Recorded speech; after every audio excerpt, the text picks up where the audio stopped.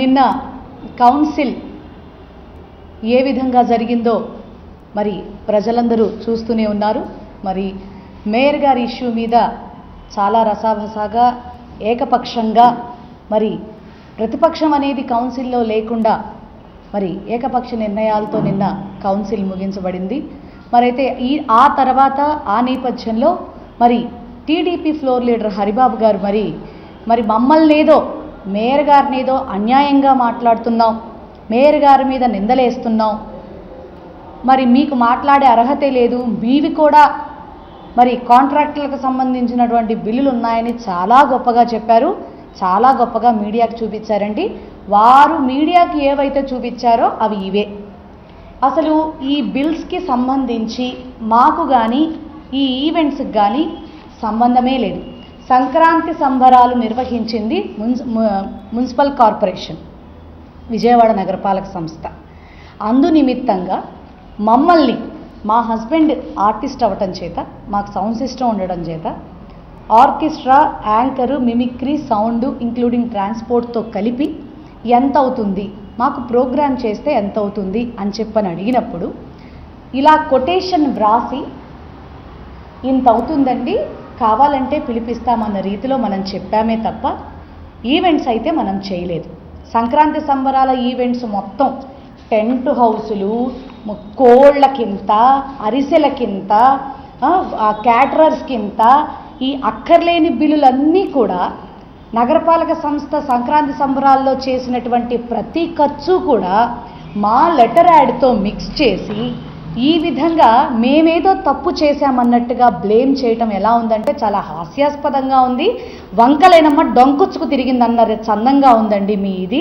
ముందు ఎదుటి వాళ్ళని ఒక ప్రశ్న వేసేటప్పుడు కానీ, ఎదుటి వాళ్ళని పాయింట్అవుట్ చేసేటప్పుడు కానీ, ఎదుటి వాళ్ళని మీది తప్పు అని తెలియజెప్పేటప్పుడు కానీ ఒక పద్ధతి, ఒక విధానం అనేది ఉంటుంది. మనం ప్రజాప్రతినిధులు, మా ఎదుటోడు ఏదో చేశాడని చెప్పని మనమేదో చేయాలని చూస్తే పప్పులో గాలేసినట్టు ఉంటుంది. హరిబాబు గారు, ముందు మీరు ప్రతిపాదనలు ఎలా పెట్టాలో ముందు నేర్చుకోండి. తర్వాత మమ్మల్ని వేలెత్తి చూపిద్దరు కానీ, మా పార్టీని వేలెత్తి చూపిద్దరు కానీ. మేము అన్యాయంగా మేయర్ గారిని మేము అనలేదు. వారి బిల్లు దొరికింది కాబట్టే మేము మీడియా తరపున ఇలా చేయటం తప్పు అని యాక్ట్తో సహా మేము చెప్పాం. మీరు కూడా నా భర్త సంతకం చేసినటువంటి బిల్లు ₹1 సింగిల్ రూపీతో సహా నా భర్త సంతకం చేసినటువంటి బిల్లు ఏదైనా నగరపాలక సంస్థలో ఈ 2.5 సంవత్సరాల్లో నా భర్త తీసుకున్నట్టు మీరు చూపిస్తే తప్పెవరిదైనా తప్పే. ఓపెన్ ఛాలెంజ్ చేస్తున్నాను.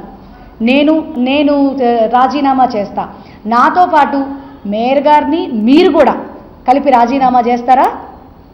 ఓపెన్ ఛాలెంజ్కి నేను సిద్ధంగా ఉన్నాను. నేను ఎదుటి వ్యక్తుల్ని మాట్లాడేటప్పుడు చాలా జాగ్రత్తగా మాట్లాడాలి. ఏవో ఒకటి చూపించేసేసి పబ్బం గడుపుకుందాంలే అనుకుంటే అపహాస్యం పాలయ్యేది మీరే. ప్రజాస్వామ్యాన్ని ఎంత కూనీ చేసి మీరు నడిపిస్తున్నారో ప్రజలందరికీ తెలుస్తూనే ఉంది. మాట్లాడేటప్పుడు కొంచెం జాగ్రత్తగా మాట్లాడండి. ఏమండి, అది కూడానండి. ఇప్పుడు మా లెటర్ యాడ్ వాళ్ళ దగ్గరికి ఎలా వచ్చింది అనేది కూడా మాకు చర్చగానే అనిపించింది.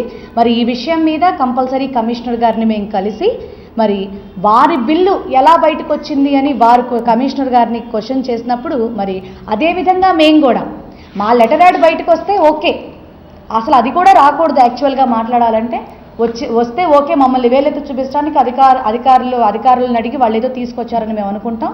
కానీ ఇది చాలా దుర్మార్గం.